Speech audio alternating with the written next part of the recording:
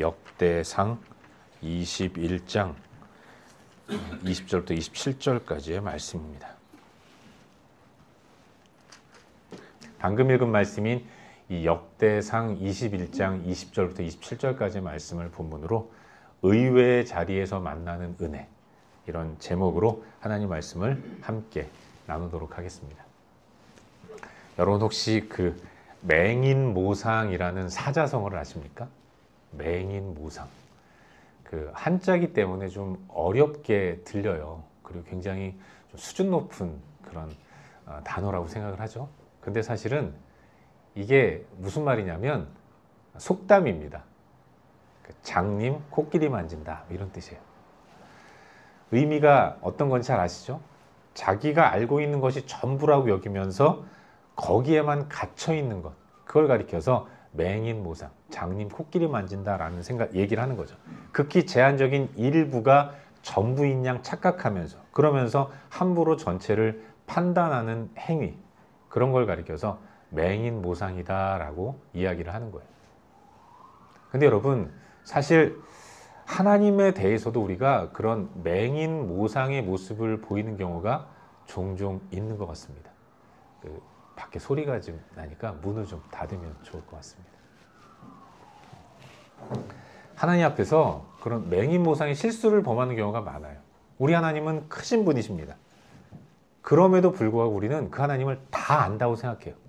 하지만 우리가 인생을 살면서 한평생 살면서 알게 되는 하나님, 그건 굉장히 제한적이고 극히 일부분만 겨우겨우 알까 모를까 하다가 부르심을 받고 천국으로 가는 거예요. 하나님을 다 알 수 없는 겁니다.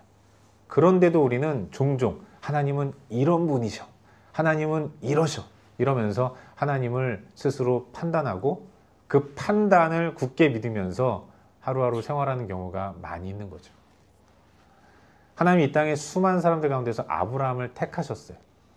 그리고 그의 후손들로 자기 백성을 삼으셨습니다. 그렇다면 하나님은 그저 아브라함 택하시고 그의 후손을 자기 백성으로 삼으신 것만이 아니라 더 깊은 뜻이 있으셔서 그와 같은 일을 하셨을 텐데, 그냥 그것만 보고 하나님은 아브라함의 하나님이다, 하나님은 유대인만의 하나님이다, 이렇게 생각하는 경우가 많이 있죠. 하지만 그렇지 않습니다. 하나님은 순서를 정하신 겁니다. 먼저 이스라엘을 택하셨고, 그리고 택함 받아 먼저 구원받은 아브라함의 후손인 이스라엘 백성들을 도구로 삼아서, 그래서 열방과 세계를 부르시는 분이라는 거예요. 이런 하나님의 깊은 경륜과 뜻과 계획들, 그게 있음에도 불구하고 그건 보지 못하면서 그냥 단편적으로 눈에 보이는 것들만 붙들고 하나님은 이런 분이시다, 이렇게 생각하는 경우가 많죠. 하나님은 놀라운 계획을 갖고 계신데 그럼에도 불구하고 우리는 그런 하나님의 계획에는 별로 관심을 갖지 못해요. 그래서 하나님을 유대인만의 하나님이라고 생각을 하는 겁니다. 우리의 구원도 마찬가지죠.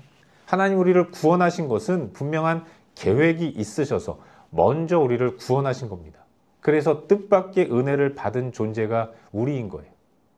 그런데 우리는 내가 구원받았다는 이 사실을 믿는 것으로만 그치면서 마치 하나님이 내가 뭐 대단히 특별한 존재이기 때문에 나를 구원하셨다라고 이런 특권의식에 사로잡혀서, 그래서 한 걸음도 앞으로 나아가지 못하는 경우가 얼마나 많이 있는지 모르는 겁니다. 하나님이 나를 구원하신 것은 나로 하여금 하나님을 향해서 나의 하나님이라고 고백하도록 만드시기 위함입니다. 그런데 여기서 그치는 것이 아니라 나의 하나님은 나를 통해서 우리의 하나님이 되도록 해야 하는 거예요. 또 다른 사람들이 나처럼 그분은 나의 하나님이다라고 고백할 수 있도록 먼저 하나님을 고백한 우리가 발벗고 나서서 복음을 증거하고 하나님의 이름을 나타내야 한다는 거죠. 그러라고 구원해 주셨는데 그건 눈에 보이지 않는다고 생각하면서 우리에게 맡겨진 사명에 대해서는 솔직히 크게 관심 갖지 못하고 살아가는 경우가 얼마나 많이 있는지 모르는 거예요. 그렇게 우린 하나님을 오해합니다. 그리고 편협한 우리 때문에 다른 사람들도 하나님을 오해하게 만드는 일들이 많이 있다는 거죠. 여러분, 대개의 경우 성경은 하나님 백성인 이스라엘만의 이야기라고 생각하는 경우가 많아요. 하지만 성경을 자세하게 공부하면서 읽어보면 의외로 처음부터 이스라엘의 혈통이 아닌 사람들이 자주자주 등장합니다. 더욱이 그 사람들이 구속사 가운데서 굉장히 커다란 일을 하고 엄청난 활약을 했다는 것을 자주자주 발견하게 되는 거예요. 뭐 그런 내용, 예수님의 이스라엘의 혈통이 아닌 사람들이 구원받은 하나님 백성 된 이야기들은 뭐 예수님이 이 땅에 오시고 죽으시고 부활하시고 승천하시고 성령이 오신 이런 신약에만 나온다고 생각하는데 그렇지 않아요. 구약에도 그런 사람들, 아브라함의 후손이 아닌, 혈통적으로 유대인이 아닌 사람들 또한 하나님 나라의 구속사를 이루는데 헌신한 이방인들이 상당히 많이 나온다는 것을 발견하게 되는 거예요. 여러분, 하나님의 일을 능력이 감당했던 성경 속 인물들, 그들 가운데는 혈통적으로 유대인이 아닌 사람들이 많습니다. 여러분, 라합이라는 여인을 아시죠? 라합은 이스라엘 백성들이 가나안 땅에 발을 들여놓았을 때 제일 먼저 싸워야 했던 여리고 성 사람 가운데 하나였어요. 하나님께서 진멸하라 명하신, 한 생명도 살려두지 말라고 명하신 아낙 자손 중에 하나가 라합이었습니다. 그런데 그 라합이 여리고 성에 몰래 정탐을 하려고 들어왔다가 발각되자 숨어 들어간 이스라엘 백성들이 파견한 이 두 명의 정탐꾼들을 이 라합이 숨겨두잖아요. 숨겨주지 않습니까? 그러면서 그 정탐꾼들에게 자기가 알고 있는 하나님을 고백하는 겁니다. 여호수아 2장 11절 보시면 너희 하나님 여호와는 위로는 하늘에서도 아래로는 땅에서도 하나님이시니라. 이방 여인인 라합이 하나님을 알아보았다는 겁니다. 그리고 그분이 위로 하늘로 아래로 땅으로도 그와 같은 분이 없다라는 그런 전능하신 분이라는 것을 믿고 있다는 거예요. 이방인이 하나님을 믿고 아는 이런 일들이 이미 오래전부터 일어났다는 거죠. 후에 라합은 여리고가 무너질 때 다른 여리고 백성들처럼 다 죽임을 당하지 않고 그 가족들과 함께 살아남습니다. 그리고 그때부터 하나님 백성으로 편입되는 거예요. 이 라합은 그냥 하나님 백성으로 편입된 것이 아니라 다윗 가문에 자기 이름을 올리는 그런 엄청난 영광을 얻게 되는 겁니다.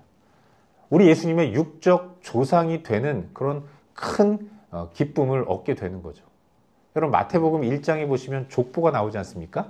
아브라함과 그 이삭과 야곱, 또 다윗의 자손 예수 그리스도의 계보라, 이런 말씀이 나오는데, 그러면서 쭉 믿음의 백성들의 계보가 나올 때 라합이라는 여인의 이름 또한 들어 있다는 거죠. 마태복음 1장 5절과 6절 보시면 살몬은 라합에게서 보아스를 낳고 보아스는 룻에게서 오벳을 낳고 오벳은 이새를 낳고 이새는 다윗 왕을 낳았느니라. 다윗의 한 고조 할머니쯤 되는 사람이 라합이었다는 거예요. 그리고 이 다윗의 후손에서 예수 그리스도가 나왔다면 이 땅에 구원을 위해서 오신 예수님은 이방인의 피 또한 육적으로 가지고 오셨다는 것을 성경은 증언해 주고 있는 겁니다. 그래서 한번 더 찾아봤어요. 의외로요, 성경 곳곳에 하나님의 일을 용맹스럽고 지혜롭게 감당한 인물들 가운데 이방인이 굉장히 많이 있다는 겁니다. 혈통적으로는 아브라함의 후손이 아니고 이방인이지만 그러나 하나님의 은혜로 하나님 백성으로 편입된 사람들, 그들의 활약상이 구약 곳곳에 자주자주 나온다는 거죠. 여러분 잘 아시는 인물 가운데 갈렙이라고 있지 않습니까? 갈렙. 그는 광야에서 모세가 이스라엘 12지파 가운데서 한 사람씩 대표자를 뽑아서 이 가나안 땅에 정탐을 보낸 그 12명에 속한 사람입니다. 유다 지파를 대표해서 가나안의 정탐을 다녀온 사람이에요. 그런데 그 갈렙은 성경을 보니까 그나스 족속 여분네의 아들이다라고 얘기하고 있어요. 그나스 족속. 그나스 족속은 에돔 족속의 하나입니다.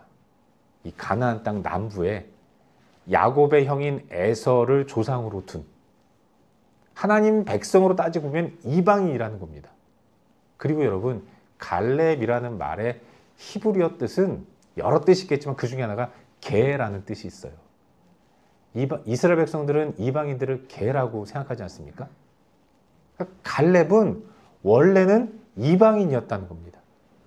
그런 그가 애굽을 나와서 홍해를 건너고 광야를 지나는 이스라엘 백성들을 바라보면서 그들을 인도하는 여호와 하나님의 위대하심을 발견하고 그 모든 가문이 하나님 백성에 속하는, 편입되는 그런 헌신을 하게 되었다는 거죠.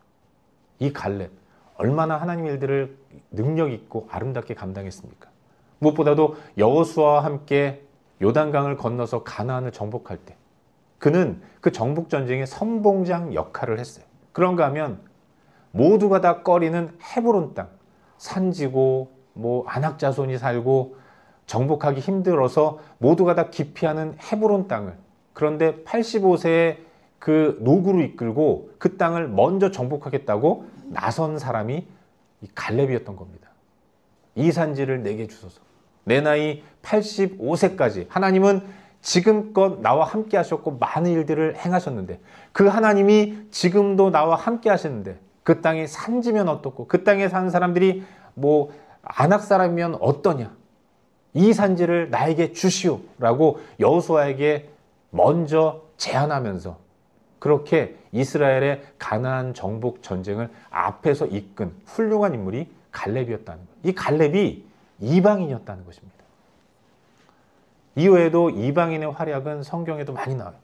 가나안을 정복하는 과정에서 이스라엘의 첫 번째 사사로 쓰임받은 사람, 여호수아가 죽고 이스라엘의 첫 번째 사사로 쓰임받은 사람이 온니엘이라는 사람인데, 이 온니엘은요 갈렙의 사촌 형제예요. 그러니까 온니엘도 그나스 족속이라는 것입니다. 에돔 족속이었다는 거죠.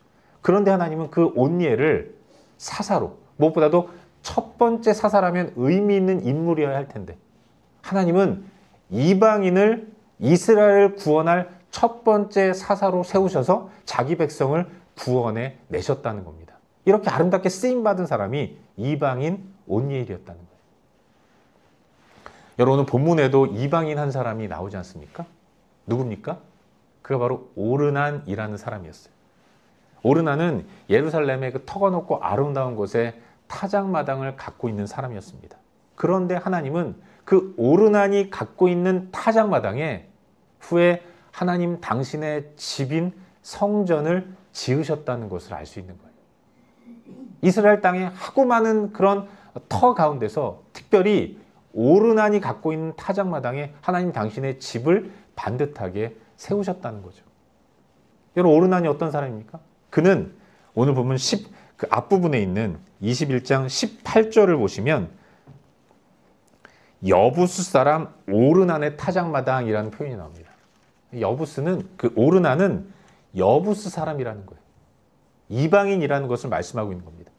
다윗이 하나님의 은혜로 승승장구하며 이스라엘 주변의 여러 나라와 족속들을 복속시킬 때 여부스 족속 또한 완벽하게 제압을 하고 자신의 속국으로 삼습니다.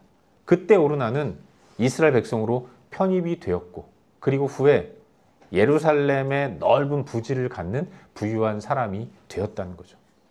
그리고 여러분, 그 오르난이 갖고 있던, 이방인인 오르난이 갖고 있던 타작마당은 모리아산에 있었어요. 모리아산은 어떤 곳입니까? 그 옛날 아브라함이 100세에 낳은 자기 아들을 하나님이 번제로 바치라 명하시니까 청년 아들 이삭을 데리고 그 모리아산에 올라가서 이삭을 죽이고 번제로 바치려고 했던 순종의 땅이 모리아산이었죠. 그 순종의 땅 모리아산, 오르난이 그 땅이 그런 땅인지 알고 차지했겠습니까? 그런데 그 의미 있는 땅을 이방인이 차지하고 있었고, 하나님은 그 이방인의 소유를 받으셔서 하나님 당신의 아름다운 성전을 지어 나가셨다는 겁니다. 이처럼 우리 하나님은 당신의 구원 사역을 이루어 가심에 있어서 혈통을 따지시는 분이 아니고 세상적인 기준을 정하셔서 그 사람들만 사용하시는 분이 아니라는 것을 알 수 있어요.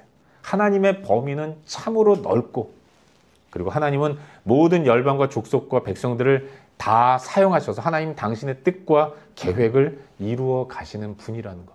우린 그걸 잊지 말아야 하는 것입니다. 어떻습니까, 여러분? 우리에게도 소망이 있지 않습니까? 하나님은 혈통을 따지시는 분이 아니에요. 그 사람의 능력을 따지시는 분이 아닙니다. 하나님은 뜻하시면 모든 사람들을 쓰시는 분이라는 것. 성경은 그걸 계속해서 말씀해주고 있는 거죠. 그런데 우리는 이상하게 성경 속 위대한 인물들은 다 특별한 사람이라고 생각을 하는 거죠. 그러면서 나는 특별한 사람이 아니니까 뒤로 빠질 수 있지. 그래도 되지 하면서 좀 나이브한 생각을 갖고 살아가는 경우가 얼마나 많이 있는지 몰라요. 사랑하는 여러분, 본문 속 오르난이라는 이방인이 갖고 있던 타작마당이 하나님의 집인 성전의 터가 되었습니다. 이것이 우리에게는 의외로 받아들여져요. 뜻밖이다라고 생각이 됩니다. 하지만 바로 이 모습이 오늘 구원받은 우리의 구원의 모습을 설명해주는 아주 귀한 시청각 자료가 되는 거예요. 세상의 기준으로 따지면 이스라엘을 택하시고 자기 백성 삼으신 하나님의 집을 짓는데 왜 하필 이방인의 소유인 타작 마당이어야 하는가? 이렇게 생각할 수 있습니다. 좋은 땅 많은데 왜 하필 혈통적으로 이방인이 갖고 있는 땅을 굳이 하나님은 택하셔서 그곳에 당신 집을 지으셨는가? 이유는 모릅니다. 그런데 하나님은 굳이 오르난의 타작 마당을 지정하셨고 그곳에 하나님의 집인 성전을 짓겠다고 선언하시고 기어이 그 일을 해내셨어요. 그래서 오르난 입장에서는 영광도 이런 영광이 없는 겁니다. 자기가 갖고 있는 터를 사용하셔서 하나님의 집인 온 우주와 만물을 창조하시고 다스리시는 그 위대한 하나님이 당신 집을 지으셨다고 하니까 이게 얼마나 오르난 입장에서는 감격스럽고 감사한 일이겠습니까? 그러고 보면 우리가 지금까지 묵상해온 역대상 말씀에도 이런 이방인으로 쓰임받은 사람이 더러 등장하는 거죠. 여러분, 다윗이 하나님의 언약궤를 자신이 있는 다윗궁 옆으로 모셔오려고 하지 않았습니까? 그러다 실패해요. 기럇 여아림에 있는 여호와의 언약궤를 자기 궁 옆에다 모셔 드리려고 했지만 실패하고 그리고 두려워 떠는 가운데 그 언약궤를 그냥 던지듯 오베데돔이라는 사람의 집에 맡깁니다. 근데 이 오베데돔 또한 이방인이라는 거예요. 얼떨결에 언약궤를 받은 이방인 오베데돔은 그 언약궤와 함께하는 처음엔 불안한 동거처럼 느껴졌지만 그 여호와의 언약궤를 떠안고 지낸 약 3개월 동안 하나님이 엄청난 복을 내려주십니다. 이 위대한 하나님의 복이 유대인이 아닌 이방인에게 임했다는 거예요. 그는 하나님을 향한 감사의 마음을 가졌습니다. 그래서 이제 다윗이 언약궤를 찾으러 가서 다시금 그 언약궤를 두 번째로 자기 궁 옆으로 모셔오려고 할 때 오베데돔은 집을 나섭니다. 집을 떠나 아예 그 거처를 지금껏 엄청난 은혜를 베풀어 주신 여호와 하나님 옆에 두게 되는 거예요. 오베데돔은요, 레위인의 편입이 됩니다. 그리고 하나님을 찬양하는 자리에 일평생 있어요. 언약궤 앞을 지키는 문지기 역할을 하고 그의 후손들 또한 하나님을 찬양하는 사람으로 변화되는 거죠. 이방인인 오베데돔 또한 하나님 은혜에 감사해서 일평생 하나님께 헌신하는 그런 복된 삶을 살았다는 것입니다. 은혜를 기대할 수 없는 인물이 그럼에도 불구하고 은혜를 체험하고 나서 나타내는 삶의 모습이 그와 같다는 거예요. 그들에게는 헌신이 있었습니다. 감사로 인한 충성이 있었다는 거죠. 그렇게 아름다운 하나님 보시기에 복된 삶을 살았다는 것. 그것이 우리에게 주는 교훈과 도전이 참으로 크다는 것을 우리는 잊지 말아야 하는 겁니다. 사랑하는 여러분, 여러분이나 저나 사실은 다 이방인입니다. 혈통적으로 일단 우리는 유대인이 아니지 않습니까? 기질상으로도 우린 결코 하나님을 믿을 만한 사람이 아니었어요. 멀쩡한 사람이 눈에 보이지 않는 신을 믿는다는 것, 이건 그야말로 기적입니다. 그런데 이 땅에 신이라고 주장하는 많은 그런 우상들이 있는데, 그런데 우리가 어떻게 하나님을 믿게 되었고 그 하나님 백성으로 변화되었다는 거 아니겠습니까? 이게 그야말로 기적인 거죠. 여러분 가운데 누가 하나님을 믿기로 선택했다고 이야기한다면 그건 잘못된 생각이에요. 내가 하나님을 믿은 게 아니라 하나님이 우리에게 믿음을 주셔서 하나님이 믿어지는 은혜를 베풀어 주신 것입니다. 하지만 돌아보면 내가 하나님을 믿어야 하는 이유는 아무것도 없어요. 하나님이 나에게 믿음을 주실 만한 이유가 단 하나도 없는 겁니다. 우리의 나타내는 행위로만 보면 솔직히 제가 하나님이면 저를 바라볼 때 되게 얄미울 것 같아요. 여러분도 마찬가지일 거란 생각이 듭니다. 아니 그렇게 많은 은혜를 기적처럼 베풀어 주셨는데 맨날 문제 앞에서는 과거에 받은 은혜 다 까먹고 그냥 수심이 가득해가지고 걱정과 근심으로 하루하루를 보내지 않습니까? 밤에는 잠을 못 자요. 밥상머리에서는 밥도 못 먹습니다. 근심하느라고. 그렇게 많은 은혜를 베풀어 주셨으면 이제는 좀 하나님께 맡기고 신뢰하면서 하나님을 따르는 이런 의연한 모습을 보일 법도 한데 우리는 그러지 않는다는 겁니다. 그렇게 의심 많은 존재가 우리라는 거죠. 그런데 그렇게도 믿어주지 않는, 신뢰를 드리지 않는 우리임에도 불구하고 그래도 하나님은 우리를 포기하지 않으십니다. 계속해서 은혜를 베풀어 주시는 거죠. 이게 얼마나 감사한 일이고 얼마나 커다란 은혜입니까? 다른 사람들은 다 죽으면 그걸로 끝이에요. 그런데 우리는 그냥 내 의지가 아닌 하나님의 은혜로 예수가 믿어진다는 이유만으로 영원한 생명을 소유하게 되었다는 겁니다. 그리고 저 천국에서 영생 복락을 누릴 것을 약속받았다는 거예요. 받을 이유가 하나도 없는데 그런데도 우리는 이 놀라운 은혜, 이런 의외의 은혜를 받게 되었다는 겁니다. 그렇다면 우리는 어떤 모습을 가지고 살아야 하겠습니까?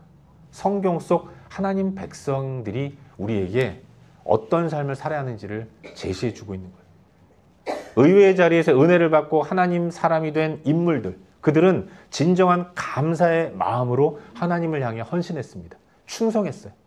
라합이 그랬고, 갈렙이 그랬고, 온니엘이 그랬고, 오베데돔이 그랬고, 오르난이 그랬습니다. 그들은 모두가 다 하나님께 받은 은혜로 인해서 힘에 지나도록 하나님 나라를 위해 충성했다는 거죠. 받은 은혜가 하나님을 향하게 했고 하나님의 나라를 위해서 부서지고 깨어지는 삶 또한 감당하게 만들었다는 겁니다. 그 모습이 이방인임에도 불구하고 기질적으로도 은혜 받을 만한 어떠한 이유도 없는 우리가 구원받았기 때문에 우리 또한 우리 삶 가운데서 그런 모습이 나타나야 하는 거예요. 저는 이 시간 저와 여러분 우리 모두의 삶 가운데 바로 그런 모습이 나타날 수 있기를 주의 이름으로 축원합니다. 사랑하는 여러분, 우리의 구원은 순서입니다. 하나님이 이토록 놀라운 그야말로 믿을 수 없는 엄청난 은혜를 베풀어 주신 이유는 그것 가지고 야, 나 구원받았다 만족하면서 나의 하나님, 하나님을 찬양합니다. 여기에만 그치는 것이 아니라 또 다른 사람들이 기다리고 있기 때문에 나를 세우시기 위함이라는 사실을 잊지 말아야 돼요. 내가 구원받은 것은 나 다음에 구원의 자리에 서야 할 사람들이 있기 때문에 그런 겁니다. 구원이라는 놀라운 은혜를 받은 사람으로서 우리 믿음의 선진들이 하나님의 은혜에 감사함으로 아름답게 헌신했던 것처럼 우리 또한 하나님의 뜻을 이루기 위해 헌신하는 자리에 있어야 하는 것입니다. 어찌 보면 이건 마땅한 일이고 지극히 당연한 일이라는 것을 잊지 말아야 돼요. 여러분, 모든 구원은 다 의외입니다. 당연한 구원은 없어요. 종종 우스갯소리로 그런 말 하지 않습니까? 천국 가면 세 가지를 놀란다고 하잖아요. 어떻게 저 사람이 왔나? 어떻게 그 사람은 안 보이지? 내가 왔네? 이게 구원인 겁니다. 아니 여러분, 언제부터 아브라함이 하나님 백성 됐어요? 그는요 갈대아 땅에서 하나님과 전혀 상관없는 그냥 우상의 형상 만드는 아버지를 모시고 하루하루 근근히 살아가던 사람이었습니다. 그런 그에게 그렇게 살다가 영원한 죽음을 맞이해야 했던 아담의 후예가 아브라함이었던 겁니다. 그런데 하나님은 다른 사람 다 놔두고 하필 아브라함을 택하셨다는 겁니다. 이게 의외이고 그래서 구원은 은혜인 겁니다. 뜻밖의 은혜를 받았다면 우린 다 받은 것이기 때문에 그 은혜를 베푸신 하나님께 헌신하고 충성하는 이런 모습이 지극히 자연스러운 것이다라는 사실을 잊지 마시기를 바라요. 바라기는 이번 한 주간도 나의 구원을 깊이 묵상하면서 한 주간을 사시기를 바랍니다. 내가 구원받은 이 구원의 의외성, 이걸 깊이 묵상하면 그때 우리 안에서 감사가 터져나와요. 이 감사가 나로 하여금 헌신의 자리로 나아가도록 만드는 겁니다. 감사하면 찬양하는 겁니다. 감사하면 복음 전하는 것이고, 감사하면 선교의 자리로 나아가는 거죠. 남 섬기는 자리에 자발적으로 나아갈 수 있도록 만드는 힘, 그건 첫째는 자격 없는 나에 대한 깊은 묵상이고, 그런 가운데에서 베풀어 주신 하나님의 은혜의 구원이라는 의외성, 이걸 붙들 때 우리는 하나님의 영광을 위해 헌신하며 나아갈 수 있게 되는 겁니다. 이런 의외의 자리에서 만난 하나님의 은혜를 기억하는 가운데 이번 한 주간도 우리의 생활과 삶 속에서 그 좋으신 예수 그리스도를 드러내고 나타내고 증거하는 복된 삶을 살 수 있기를 주의 이름으로 축원합니다. 기도하겠습니다.